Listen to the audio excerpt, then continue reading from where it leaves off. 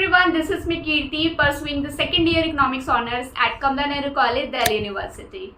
So guys, there are 5 mistakes that you should avoid in your CUET preparation 2024. So let's start the video. So number 1 is avoiding the syllabus. अभी बहुत कम time रह चुका है CUET का exam start होने में, तो अगर आप अभी भी सिलेबस को अवॉइड करके आप आप मेन चीज़ को छोड़ के आप दूसरी जगह भाग रहे हो, जैसे आप सोच रहे हो कि सिलेबस बिना कवर करे आप एमसीक्यूज की प्रैक्टिस कर लोगे, तो ऐसा बिल्कुल नहीं है. तो focus on the covering the syllabus, because आप पहली बात तो सिलेबस आपको पता होना चाहिए कि सिलेबस एक्चुअल में डोमेन्स के सिलेबस हैं क्या, एंड सेकेंड इज उस सिलेबस को कंप्लीट करना बहुत ज़्यादा ज़रूरी है, बिकॉज इन दोनों ही चीज़ के बिना आपका प्रिपरेशन इनकम्प्लीट है और आप अपने CUET में अच्छे स्कोर नहीं कर पाओगे. So first is that know your syllabus and complete your syllabus. Number 2 is not clearing the concept. And sometime ऐसा होता है टाइम कम है तो आप क्या करते हो, टॉपिक्स जो भी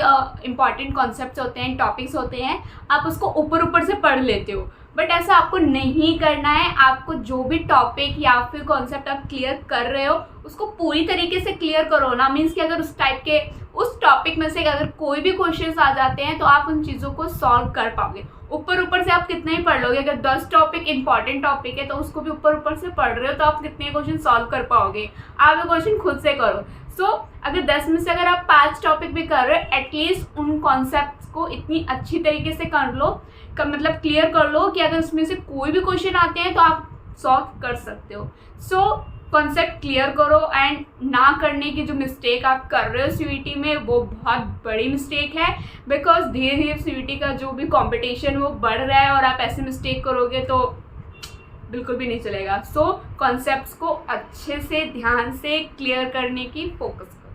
number 3 is not practising MCQs. For example, अगर आपको CUET के रिगार्डिंग सारी इंफॉर्मेशन है, सिलेबस सबको पता है बहुत अच्छी तरीके से, सिलेबस कवर भी कर लिया है मान लो, और जो भी आप कर रहे हो CUET के रिगार्डिंग तो सारे अपडेट्स हैं आपके पास, बट क्या फ़ायदा उस सिलेबस कवर करने का अगर आप MCQs की प्रैक्टिस ही नहीं कर रहे हो.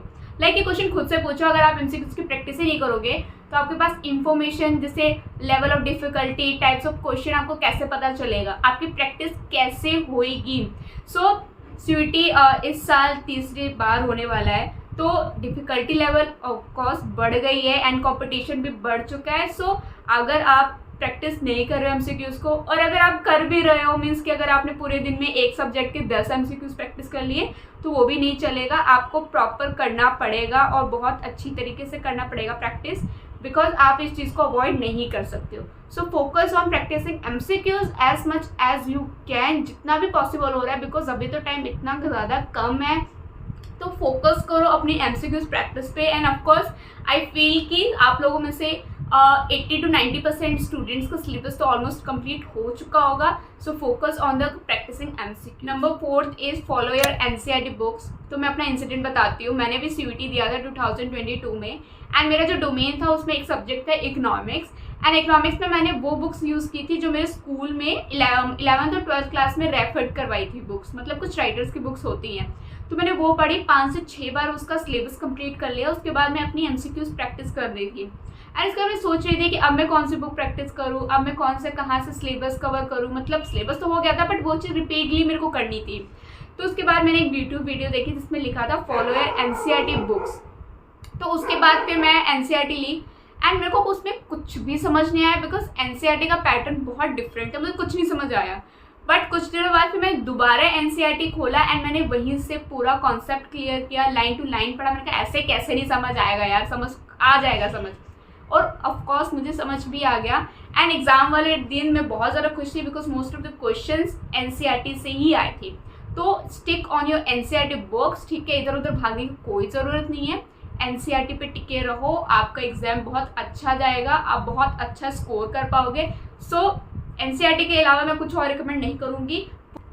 Number 5 and last is leaving topics. Like मेरे साथ तो बहुत बार हुआ है, आपके साथ भी हुआ ही होगा कि जो टॉपिक्स हम छोड़ देते हैं ना एग्जाम्स में वही आ जाते हैं. लाइक मेरे साथ तो इतनी बार हुआ है कि जहाँ पे मुझे ऐसा लगता है मैं स्कोर अच्छा कर लूँगी ना, वहीं पे मेरा नेगेटिव में मार्क्स चले जाते हैं. सो आई डोंट वांट कि ऐसा आपके साथ हो, कि इसीलिए कोई भी टॉपिक को मत छोड़िए. जो इजी टॉपिक है उनको पहले कवर कर लो, जो मुश्किल टॉपिक्स हैं।